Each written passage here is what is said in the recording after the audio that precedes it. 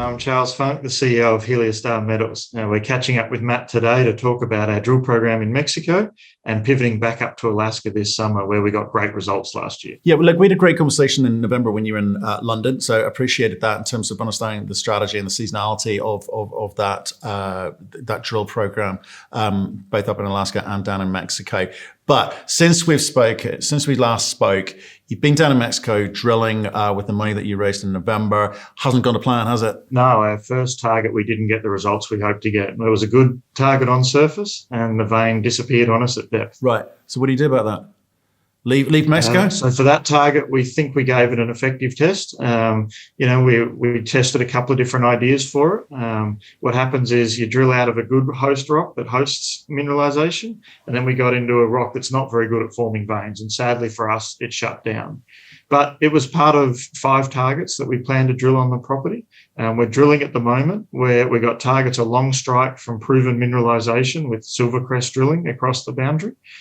So as disappointing as it is to miss on the first, we've still got plenty of opportunities at Cumaro, and we think we'll have our next results in about 6 to 8 weeks from Mexico. Right, is that right? So you're saying wait 6 to 8 weeks when the results come back to judge this, and you're going to have to make an assessment at that point too. Is one of the options on the table to walk from Mexico? I wouldn't say walk from Mexico as a whole, but you definitely, if we didn't get good results across Cumaro, then we'll look at our options there. In my history, you've never seen me wedded to a project forever. What I think a more likely option here is at worst case scenario, with what we've drilled to date, I still think it's joint venturable. And there's a lot of parties that would be interested in that ground. You'll remember we always talked about Mexico, or this program in particular, as a short-term catalyst. We would have loved it to move our share price up, but it was a way to win in the short term to allow us to unlock Unga in the long term. So Unga has been our core focus. It's received 80% of the money that we've spent, but we're still pushing ahead with Mexico. I don't think we'd ever walk away from Mexico, given at this stage the seasonality between Alaska and Mexico. Right, but I think the question people are asking is, given what's just happened and without sight of what may come back in the next 6 to 8 weeks, saying, why continue to spend money there? Your flagship is Unga. You're a cash constrained junior company who should be focused. And your response to that to me in the past is, well, I guess the de-risking component and the possible upside on Mexico if you got it right. But what should we think as investors? Should we be backing the management team? Are we going to go with that one? I think ultimately you always back a management team. I think, realistically, since 2020, it's been a tough market for exploration companies, purely focused on creating and finding something new. You've seen that across the board. A lot of gold stocks are close to 52-week lows at the moment from an exploration perspective. And so as the management of one of those teams, you sit there spending month after month getting more disappointed in your share price. And initially, you actually reflect that on your project. As Unga, we were putting out good results and not getting rewarded for it last year. Your first impression is we're doing something wrong. But then slowly it dawns on you that actually we delivered everything that we thought we would deliver in Alaska last year. We drilled great holes. We made a new discovery. We've got multiple open gold intercepts. But in August, September last year, and so going back another step, our plan was to show that Unga was an exceptional project, raise $20 million and deliver a resource this year. That's what we thought we could do when we acquired the project in 2020. The reality is to raise the $20 million that we're after would have been extremely dilutive, possibly not even possible, mid last year. And so that's forced us to change our strategy, and we could raise money for that project in Mexico, for Cumaro, because we got fantastic surface results. It's in a well-known area with lots of sort of popular neighbours, popular mines close by. And so we took the business decision to say this can help us in the short term. We know that we wouldn't be the long-term owner of Cumaro, but it could potentially give us a reward in our share price, and then lower our cost of capital to fully unlock Unga. As you just touched on, our first target hasn't worked, and it was a good target. There's not much getting around that, but there's some other very good targets on the project as well.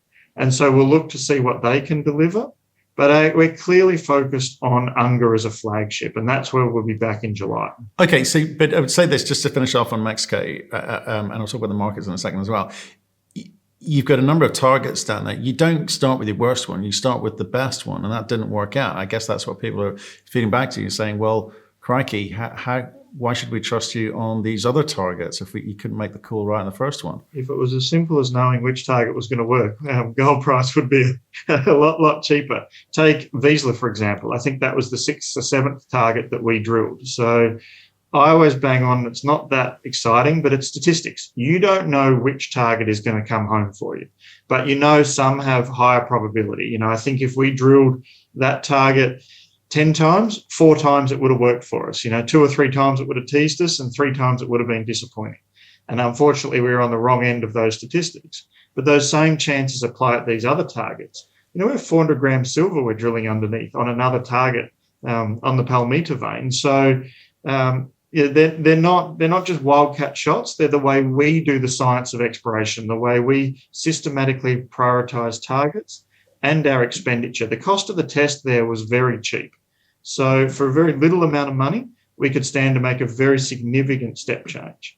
At the end of this, we might still have success. We've still got some nice looking targets, and I can't talk much about the drill holes, but we're drilling for a reason. We're continuing to drill for a reason. We've still got 43 million shares out. So it by no means is betting the company to take these shots. In fact, I think exploration companies should take shots like this.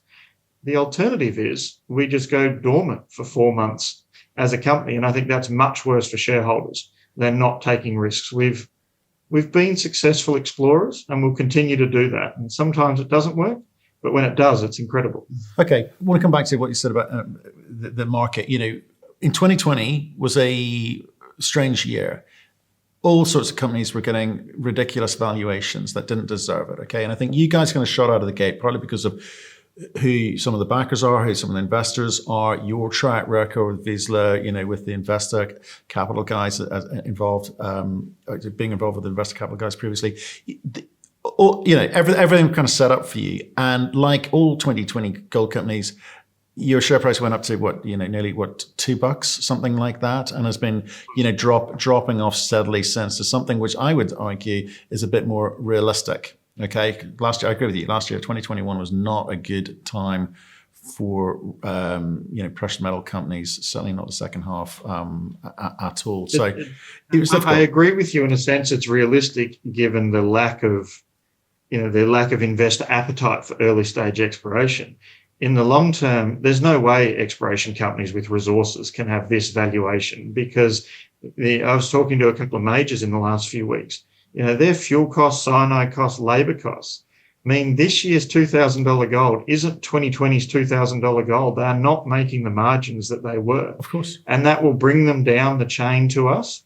And so, I think... But not 360,000 ounce, right? We talked last time around. You're determined. We've got to come back with a resource update. It's got to be 1 million out of the gate. 600,000 is no good, right? You've got to get 1 million. You got to work your way to 2 to 3. I understand the plan, but I'm just saying that it's a more realistic environment for precious metal companies at the moment, in the sense that you don't have that euphoria and promote of 2020, right? So, do I think you're worth 22 million market cap? No, but it's more realistic than 2020. That's the point I was making. So I'm actually I'm arguing part of your case for you, and I shouldn't be. So let's go to Alaska, okay? Because that is the flagship, and that's what you need to be focused. That's what I think your retail investors want you to be focused on. Okay, so we'll park the kind of trade-off between sitting around for 4 months or not in Mexico. Alaska, what do you do with the money that you've got available to you? Because I think you've got to start possibly playing another game. You're a purist geologist, a little bit sciencey, we talked about last time, versus promotional. Nothing wrong with that. But given the events in Mexico, do you change tack? I think you raise a bigger question in terms of today the market's dictated what all our companies' prices are, and that's true, because that's what, we can all have our historical or forward-looking views on valuation, but right now the market doesn't have a strong appetite for exploration companies, which is a hard thing to get your head around when you're the CEO of an exploration company. And so you have two choices. You stick to your guns and you wait it out, and that we're a capital constrained industry, so that involves dilution, or you look to make moves that move to where the market is prepared to fund. And right now that's growing. And so we have a lot of discussions as a management team about, well, where do we see the next 6 or 12 months? And what's the best way to be positioned for that? And that's where you're backing the team, I think, is ultimately what you're doing. Because, I think we have a portion of our shareholders who prefer us to be a lottery ticket, that on Unga or on Mexico, can it deliver and can it give me 10x in a drill hole? And then we have another portion of our investors who'd like to see us build a company.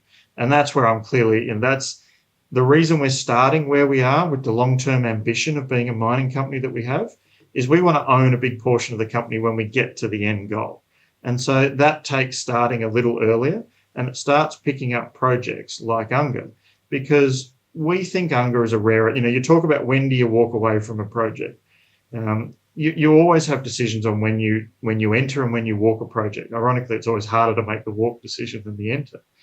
But Unga is, in my opinion, one of those very rare opportunities. It's a massive land package.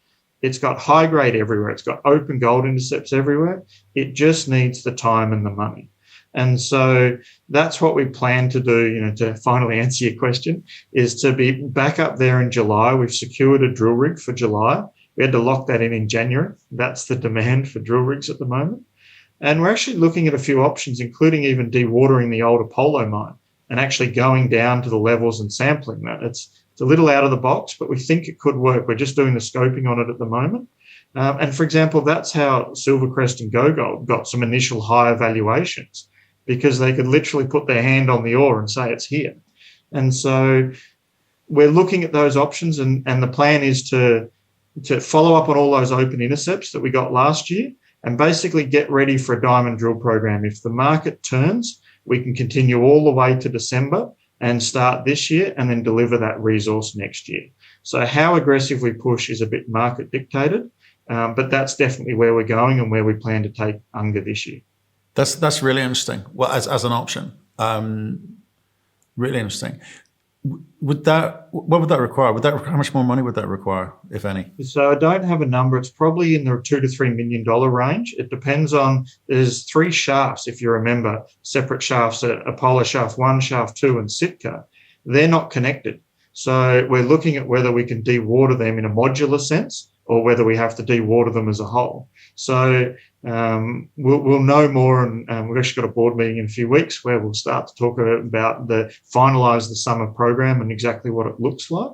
But the point is, we're trying to think outside of the square, and we're trying to do things that materially move Unga forward in this tougher environment. Okay, that's smart.